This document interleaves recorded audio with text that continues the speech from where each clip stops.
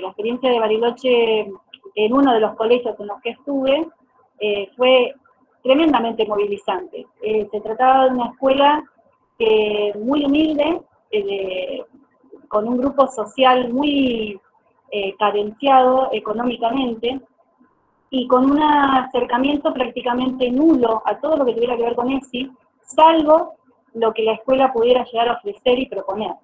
Entonces, en el caso de esta comunidad, cuando se empezó a pensar cómo trabajar el día de ESI, que se institucionalizó un día de octubre de un momento del año, que había que llevar adelante una jornada, fue una jornada institucional previa, un mes antes, la que empezó a ser el momento de pensarnos como docentes y como adultos, a ver qué lugar teníamos nosotros para llevar adelante esa jornada, y qué era lo que queríamos proponer y qué queríamos lograr, fundamentalmente.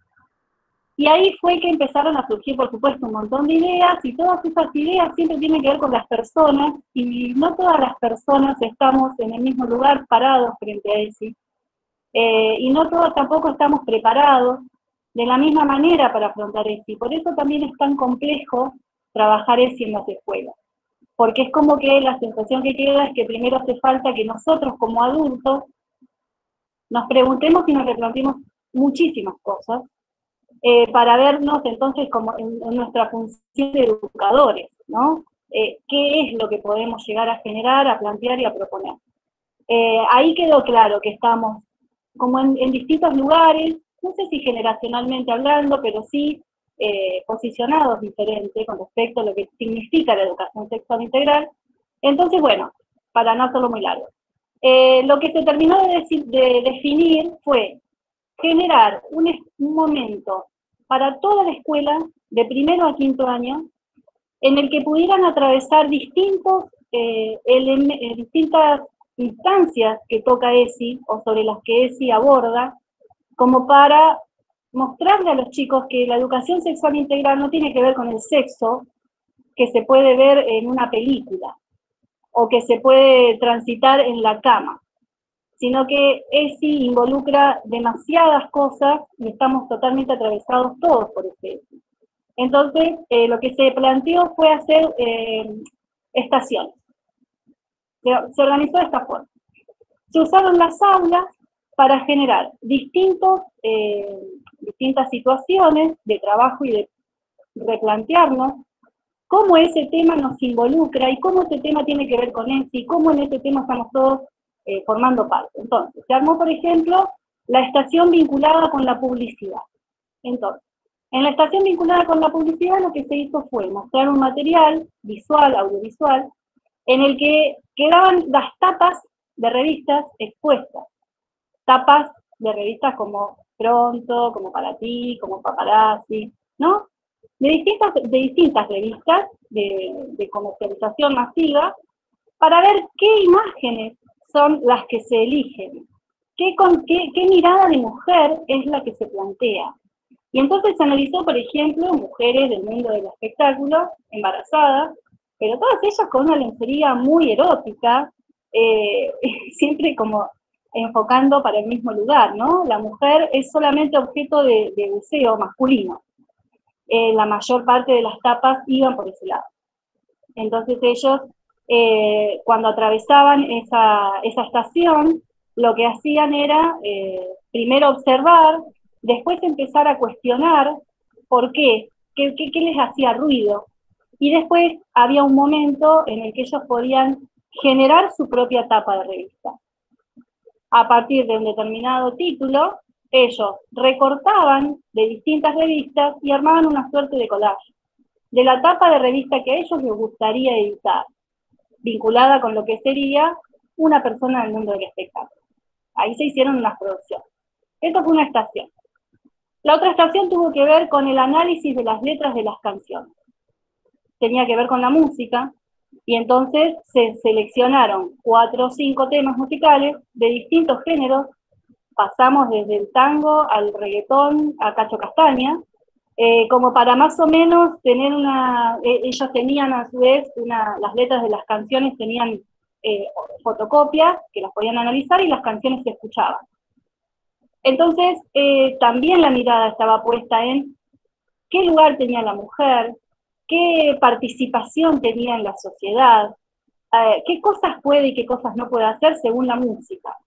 Y qué importancia ha tenido esa música en todo. Cómo es que todos conocíamos esas canciones y cómo es que nos dimos cuenta de varias cosas que esas letras decían. Y que por ahí en otros momentos pasaban absolutamente desapercibidas. Esa fue una segunda estación. La otra estación tuvo que ver con mitos románticos de circulación social que andan dando vueltas, que están continuamente presentes. Esta cosa de en un noviazgo, no, bueno, pero si te cela es porque te quiere, ¿no? En general, la mayor parte de los mitos románticos que se trabajaron estuvieron enfocados y seleccionados con un material que estuvimos leyendo, digamos, en esta cuestión de los noviazgos violentos y en esto de lo que tiene que ver con el control. La necesidad de controlar lo que el otro hace, a quién le escribe, a qué hora se conecta, en qué momento está desconectado, y tratar de desnaturalizarlo. Básicamente la reflexión tenía que ver con esto, con que no sea naturalizado, que no tuvieran ellos la sensación de que eso es estar de novio, ¿no?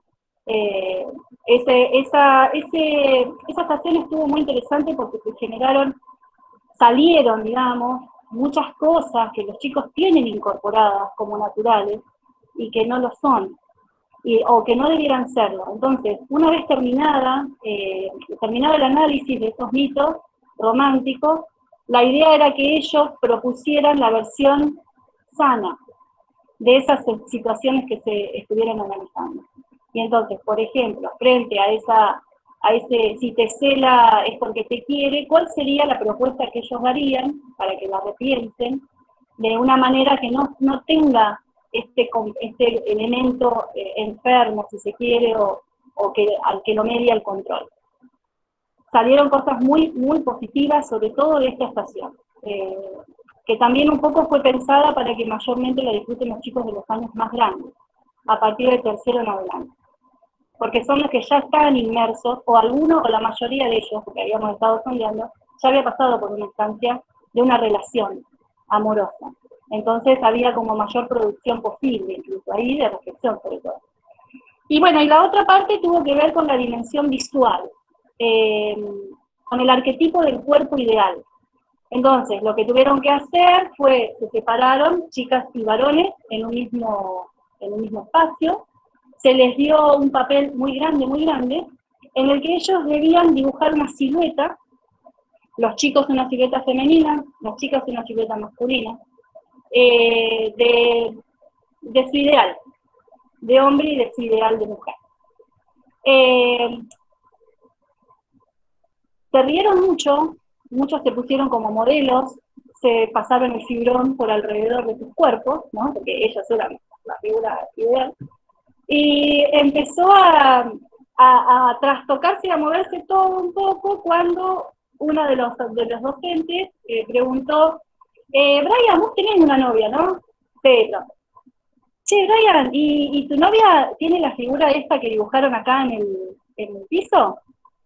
No, dice, es más gordita. Pero ¿y ella no sería tu ideal? ¿Por qué no está dibujada en el piso? ¿Por qué no fue esa la imagen que vos dibujaste?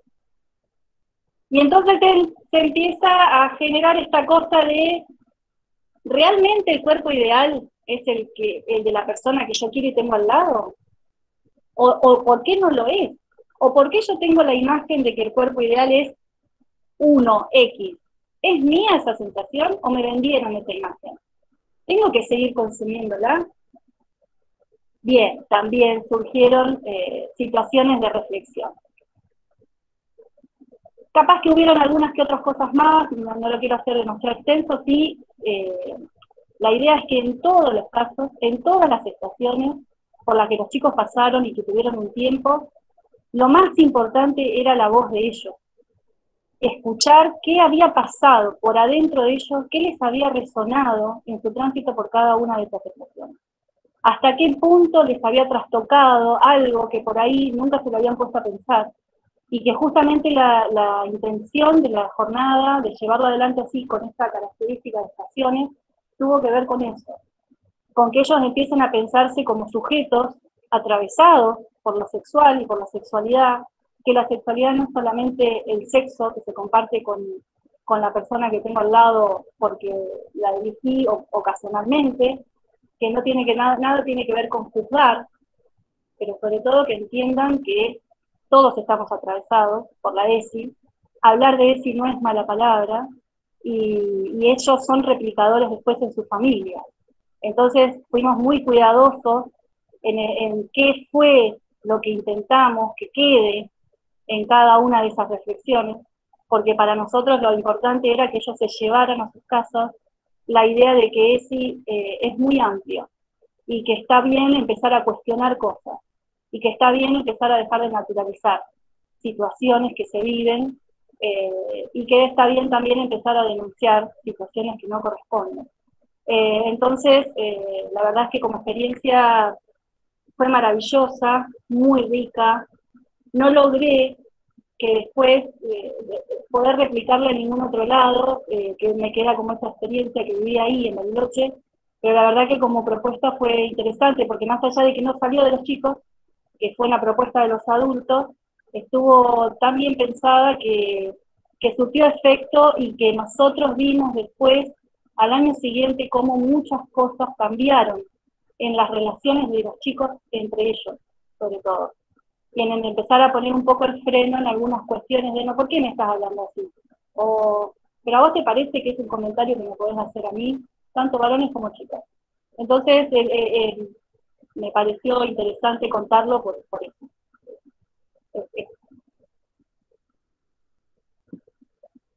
Muchas gracias, Helga. Cuando escuchaba esto que vos decís, ¿no?, de que todos estamos atravesados por la ESI, ¿no?, de que no solamente tiene que ver con lo biológico, con el cuerpo, sino de que trascienden los ámbitos de nuestra vida, y que vos los ejemplificás a partir de postas, ¿no?, con canciones, con imágenes, con mitos románticos, con esa repregunta o ese cuestionamiento, si existirá el cuerpo ideal, ¿no?, que de alguna manera nos empezamos a permitir, me parece, los docentes también, empezar a ampliar esa mirada sobre la educación sexual integral. Y también quería traer esto que aportaba sobre la complejidad de ESI en relación a la subjetividad docente, ¿no? Eso es Porque de clave, alguna manera... es clave que empecemos a repensarnos y vernos dónde estamos nosotros parados. Es muy importante que armemos una base, porque digamos, nosotros no podemos ser replicadores ni guías como para el pensamiento, si no estamos nosotros claros en el lugar que ocupamos y en el lugar en el que nosotros estamos con respecto a la ESI en persona, como individuos, ¿me entendés? Para mí el trabajo inicial tiene que ser este. Un equipo docente tiene que plantearse, primero que nada, poder charlar como adultos que somos, en dónde estamos parados frente a eso. Ponernos de acuerdo y a partir de ahí entonces empezar a generar y pensar propuestas.